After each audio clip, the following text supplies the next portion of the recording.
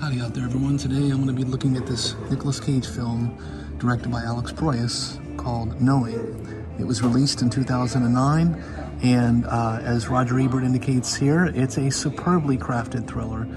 I couldn't agree more. I think it's a wonderful piece of science fiction, and I think Nicolas Cage does a fine job in his role, and the writing and execution are very commendable. There's perhaps a little section in the middle that feels a bit flabby, and you can feel yourself sort of losing a little bit of the suspension of disbelief and sort of narrative momentum, but then it picks up nicely and finishes off strong with a terrific ending. I find that this is a film that's absolutely got good rewatch value.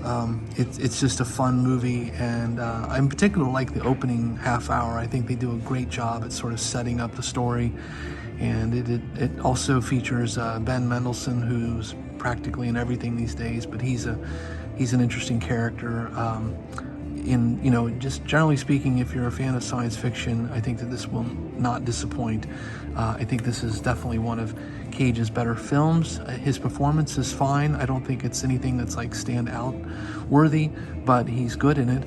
And again, I think the movie is solid as well. If I had to give it a letter grade, I'd give it like a B+ for a piece of science fiction.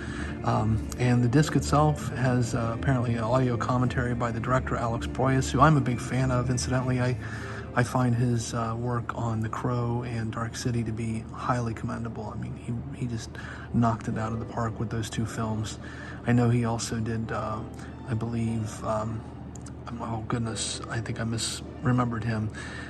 Duncan Jones was the director who did Warcraft, and that movie was terrible. But in some ways, it's funny, I kind of get Duncan Jones and Proyas mixed up, because I think Duncan did a terrific start as well with his Moon, and then later Source Code with Jake Gyllenhaal. But in some ways, it's actually, there is some fabric that sort of connects the two, because I think in both instances, like Source Code and The Knowing, are just very solid pieces of science fiction that have been brought to life in film. So here you've got the standard kind of rather generic looking disc art, but again, the reason for your eyes is the film itself and the story. And I think, again, Nicolas Cage does a fine job in his portrayal of the lead character. And so I would also say, just don't let the tomato meter discourage you. I know that this film